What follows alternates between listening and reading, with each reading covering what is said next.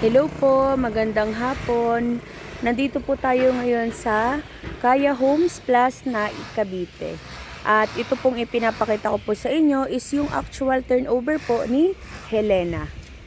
Ito po yung ating entrance. Mula po dito is sako po ng inyong property.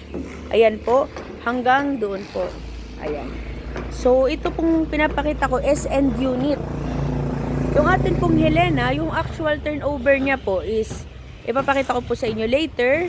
Ito po ay 2-story na po na townhouse, provision for 2 bedroom, meron na pong 1 toilet and bath, and meron na rin po tayong, ang floor area po natin is 43 square meter. At murang-mura po ito guys, dahil for as low as 9,000 na monthly amortization is mapapasayo na po yung bahay na to. Ganito po siya kaganda guys. Ito po yung actual turnover niya.